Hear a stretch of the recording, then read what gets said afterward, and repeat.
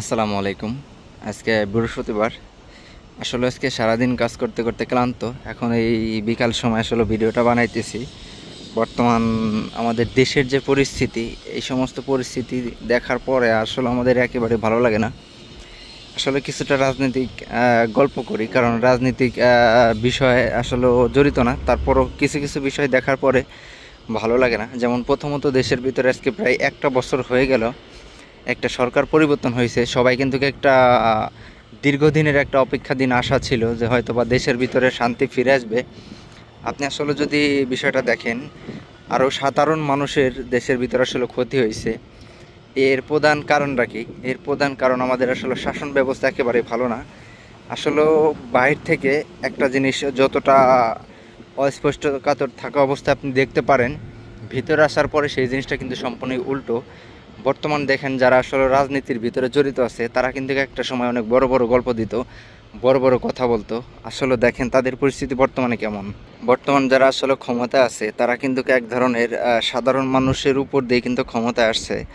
আপনি চিন্তা করেন, যখন আসলে 71 সালে বাংলাদেশে বড় আকার একটা যুদ্ধ হয়, বা তখন আসলে বাংলাদেশ ছিল না, পাকিস্তান থেকে যখন বাংলাদেশ আলাদা হয়ে যায়, তখন আসলে যারা শহীদ হয়েছে বা যারা আসলে জীবন দিয়েছে তাদের দেখেন কি পরিমাণ সম্মানীয় স্থানে আসলে রাখছিল। আর বর্তমানে একটা বছর হয় নাই, জুলাই যোদ্ধারা আসলে যারা আপনাদেরকে বলেন বা আমিও বলি, তাদের দেখেন আজকে চিকিৎসার অভাবে তাদের বিভিন্ন রকমের সমস্যা হইতেছে। এগুলো কিন্তু কারো স্পষ্ট না, হয়তো বা কারো কাছে এই সমস্ত কথা ভালো লাগবে না, কিন্তু আসলে বাস্তব কিন্তু এটাই।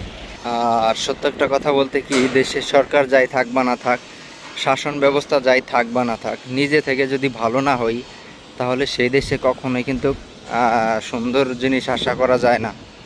আপনি চিন্তা করেন, এই অন্তত বাইরে যারা আছে, বাংলাদেশে অনেক মানুষ আছে বিভিন্ন অকর্ম কাজের সাথে আসলে তারা জড়িত হয়ে যায়। তাদের জন্য সাধারণ প্রবাসী যারা আছে বা বাংলাদেশি যারা আছে, বিভিন্ন মানুষ কিন্তু বিভিন্ন সময় হয়রানি হয়ে যায়। এখানে তো আসলে কোনো রাজনীতি চলে না, বা কোনো কারো অর্ডারে কেউ আসলে চলে না। তাই আসলে এখানের পরিস্থিতি শুধুমাত্র বাঙালিরাই, বেশিরভাগই বাঙালিদের জন্য আসলে হয়রানি হয়ে থাকে। আর একটা কথা আসলে স্পষ্ট করে ক্লিয়ার করে বলে দেই, বর্তমান যারা সৌদি আরবে এই সমস্ত কাজের সাথে জড়িত আছে তাদের বেশিরভাগই আসলে ইয়াং বা অল্প বয়স, অর্থাৎ তারা আসলে বেশিরভাগই নতুন মানুষ। আসলে যারা সৌদি আরবের বিষয় অনেক ভালো করে জানে, তারা কখনোই এই ধরনের 2 নম্বরের কাজের সাথে কিন্তু জড়িত হয় না। শত চেষ্টা করার পরও কিন্তু তারা কর্ম করে খায়। আর যারা একেবারে নতুন এসে সৌদি আরবের নিয়ম কারণ ডিটেলসে সব কিছু যারা জানে না, তারা আসলে এই ধরনের কাজের সাথে লিপ্ত হয়ে যায়। তবে কথা একটা ক্লিয়ার বলে দেই, আপনি যত বড় গ্যাং হন না কেন, বা যত বড় অপরাধের সাথে জড়িত হন না কেন, বা আপনার সৌদি আরবে যত বড় বাপ থাক না কেন, আপনার কিন্তু তারের মতো সোজা করে ফেলাই দেবে, যেটা আমাদের গ্রামের ভাষায় বলে আর কি। কারণ সৌদি পুলিশ এত বেশি ডেঞ্জারাস, আপনাকে বাধ্যতামূলক সোজা করেই ফেলাবে, আপনি যত বড় অপরাধী করেন না কেন। কারণ এটা সৌদি আরব, এখানে টাকা পয়সা খাইয়া পার পাওয়ার কোনো সিস্টেম কিন্তু নাই। কথাটা ক্লিয়ার মতো বলে দিলাম, যারা অন্তত নতুন আছেন তাদের মনে হইলো একটু দাগ কাটবে, কারণ এদেশের আইন কারণ ভাই এত বেশি কঠোর। সাধারণত আমার যেই 4-5 জন মানুষ হয়তো আপনারা ভিডিওতে অনেক সময় শুনে থাকেন, তারা আজকে প্রায় 6 থেকে 7 মাসের উপরে তারা জেলখানায় আছে। বাংলাদেশি টাকা প্রায় এভারেজে প্রায় কত, প্রায় যে 20 থেকে 25 লক্ষ টাকার উপরে অলরেডি খরচ হয়ে গেছে। তো চিন্তা করেন যে 20 থেকে 25 লক্ষ টাকা খরচ হয়ে গেছে, এখন পর্যন্ত 100%-এ 2% কাজও হয় নাই, কারণ তাদের নিয়মের ভিতরে যেটা হবে সেটাই কারেক্ট। এই কথাটা মনে রেখে, মাথায় রেখে তারপরে কিন্তু চলবেন।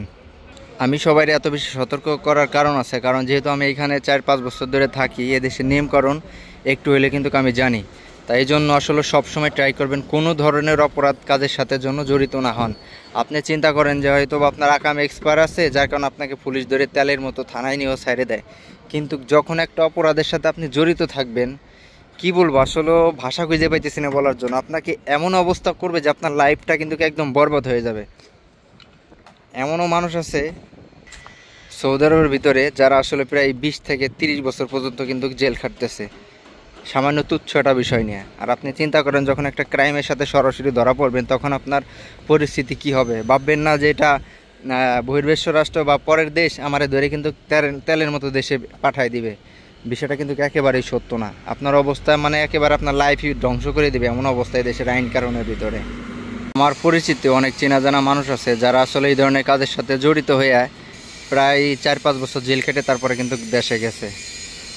তাই যাই হোক, আমি সবার অনুরোধ করে বলি, এই সমস্ত কাজের সাথে কখনোই আপনারা জড়িত হবেন না। প্রয়োজনে দেশে চলে যাবেন, নিজের দেশে যায় ভালো কিছু করে খাবেন। কারণ ভাই এই দেশে বা নিজের দেশেই হোক, আপনি কষ্ট করে যদি টাকা উপার্জন করেন তাহলে ভালো পথের অভাব নেই।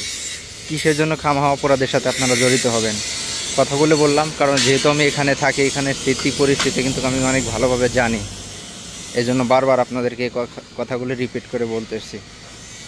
যাই হোক, রাজনীতির আলাপ বাদ দিয়ে এবার একটু কাজের কথা বলি। আপনারা যারা আসলে এই সমস্ত অ্যালুমিনিয়ামের কাজ জানা থাকে দেশে, অথবা যারা থাই গ্লাসের কাজ জানা থাকে যাদের, তারা যদি এই সমস্ত কাজ শিখে সৌদি আরব আসেন তাহলে কিন্তু অনেক ভালো বেতনে কিন্তু কাজ করতে পারবেন। কারণ এই সমস্ত কাজের কিন্তু অনেক বেশি চাহিদা, আর এগুলার বেতন অনেক বেশি, প্রায় 2000-3000 রিয়াল কিন্তু বেতন হয়ে থাকে। তা যারা আসলে এই ধরনের কাজ করতে চান অবশ্যই করতে পারবেন। এই কাজটা কিন্তু খুবই রানিং সৌদি আরবে। এমন কোনো ঘর নাই বা এমন কোনো বিল্ডিং নাই বা এমন কোনো প্রতিষ্ঠান নাই যেখানে আসলে এই দেশে থাই গ্লাস চলে না। এই কারণে কিন্তু এই কাজের প্রচুর পরিমাণ চাহিদা। তো এই কাজগুলো অবশ্যই শিখবেন। এই কাজগুলো বেশি একটা কষ্টের কাজ না, আবার মোটামুটি কিন্তু শান্তিরও কাজ না। এটা কেমন কথা এটা বলতে পারেন, কারণ এই কাজগুলো আপনি আরামসে সেবা জায়গা থেকে করে শুধুমাত্র ফিটিং করবেন তখন কিন্তু একটু সমস্যা আর একটু রিস্কও থাকে। পৃথিবীর প্রত্যেকটা কাজে কিন্তু রিস্ক, প্রত্যেকটা কাজে কিন্তু ঝামেলা, এটা আপনাকে মেনে নিতেই হবে। এতটুকু কষ্ট যদি আপনি না করেন তাহলে আপনি পরের পকেটের টাকা কীভাবে আসলে নিজের পকেটে আনবেন, একটু চিন্তা করে দেখেন। তা যাই হোক, এই কাজগুলো বেশিরভাগই আরামে করা যায়, কারণ এসি রুমে করা যায় বা এসিওয়ালা জায়গা করা যায়। যখন ফিটিং করেন তখন সমস্যা, তবে আপনাদের নিজেদের কিন্তু এগুলো ফিটিং করে দেওয়া লাগে। আবার অনেক সময় অর্ডারেরও কাজ হয়ে থাকে, যেগুলো আসলে অর্ডারের মাধ্যমে নেয়, অর্ডারের মাধ্যমে কাজ করে, আবার অর্ডারের মাধ্যমে কিন্তু আপনি সেল করতে পারবেন। তা যাই হোক, এই বিষয়টা খুবই আশা করি ভালো লাগছে অনেকের কাছে, কারণ আমার ভিডিও বেশিরভাগই যারা আসলে সৌদি আরবে কর্মর উপরে ভিত্তি করে আমি ভিডিও বেশিরভাগই বানাই, বা এই ধরনের মানুষই আমার ভিডিওগুলো বেশিরভাগই দেখে। এখন আসলে মাগরিবের সময় নামাজ আদায় করে নেব। তা সবাই চেষ্টা করবেন যার যার জায়গা থেকে নিয়মিত নামাজ আদায় করার জন্য। তা আসলে সৌদি আরবে একটা নিয়ম খুবই ভালো লাগে, নামাজের সময় সমস্ত কাজকর্ম বন্ধ, বা যে কোনো কাজ থাকে না, ওয়ার্কশপ পর্যন্ত কিন্তু বন্ধ হয়ে যায়। শুধু মাগরিব না, 5 ওয়াক্ত এরকমই থাকে ঠিক। যে কোনো বিষয়ে নামাজের টাইমে সব কারখানা কিন্তু বন্ধ থাকে সীমিত সময়ের জন্য, নামাজের সময় পর্যন্ত। তা যাই হোক, আগে এটা বাধ্যতামূলক ছিল, এখন এটা বাধ্যতামূলক না। তাও মানুষ যার যার সম্মানের ক্ষেত্রে বা যার যার নিয়মের ক্ষেত্রে বন্ধ রাখে। তা যাই হোক, এখন আমি নামাজ আদায় করে নেব, নামাজের পরে ইনশাল্লাহ কথাটা বলবো আপনাদের মাঝখানে। কেউ খাবার দিলে খায়, না দিলে খায় না, এইভাবেই তার দিন যাচ্ছে দিন যাচ্ছে দিন যাচ্ছে। কোথাকার ঘটনা এটা? মদিনায়, হিজরতের পরের ঘটনা। সাহাবীর নাম জুলাইবিস রাদিয়াল্লাহু আনহু, খুব উচ্চ বংশের না, অর্থবিত্ত। যাই হোক, আসলে নামাজ থেকে বেরোয় আসলাম এই মাত্র। তবে একটা সতর্ক করি সবাইকে, অনেকে দেখা গেছে যে সৌদি আরবে মসজিদের সামনে কাঁচা সবজি বিক্রি করে, অথবা দেখা গেছে যে বিভিন্ন সময় বিভিন্ন রকমের পোশাক বিক্রি করে বা ফল টল বিক্রি করে।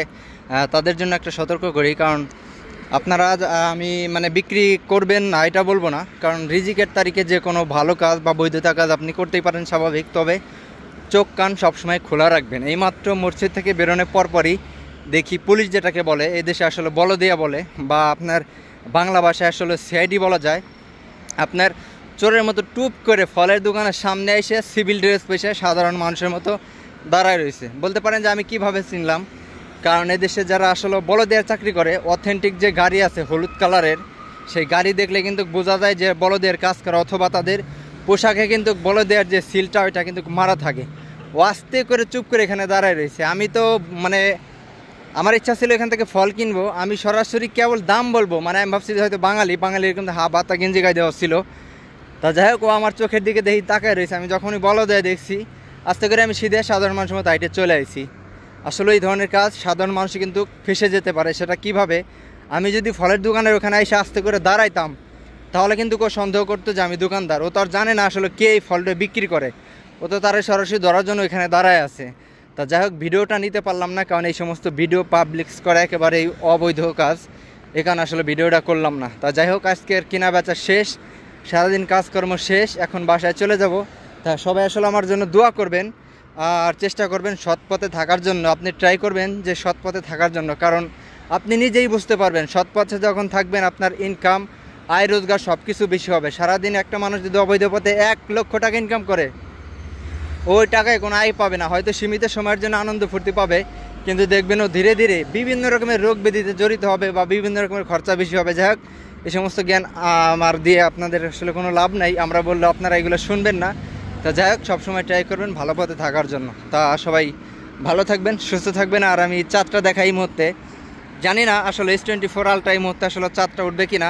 আমি আপনাদেরকে একটু দেখানোর ট্রাই করে জুম করে কত দূর জুম হয়। খুব মজার আলোচনা না এটা আমাদের কাছে, অনেকের কাছেই। হে জুলাই বিস, তুমি কি বিয়ে করবা না? প্রশ্নটা এরকম ছিল, হে জুলাই বিস তুমি কি বিয়ে করবা না? উনি তো আকাশ থেকে পড়লেন, ইয়া রাসূলুল্লাহ আমাকে কে বিয়ে করবে? আমার না আছে চেহারা সুরত, না আছে আমার বংশমর্যাদা, না অর্থবিত্ত, আমি কিভাবে বিয়ে করবো? কে মেয়ে দিবে আমাকে? কে আমাকে মেয়ে দিবে?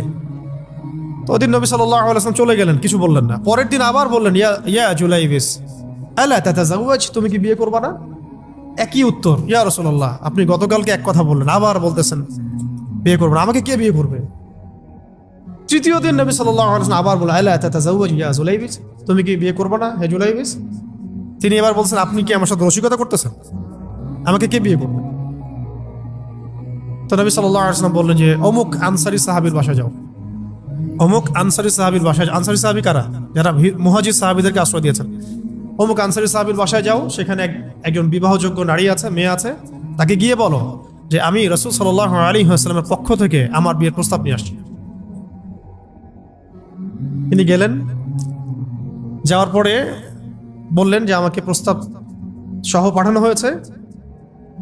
মেয়ের বাবা আর মায়ের রিয়াকশন ছিল অনেকটা সাধারণত যা হয় তেমন আর কি। তুমি বিয়ের প্রস্তাব নিয়ে আসছো, তুমি কি খাওয়াবা মেয়েকে? কোথায় রাখবা? তোমার তো নিজের কোনো থাকার জায়গা নাই। প্রশ্ন কিন্তু যৌক্তিকই।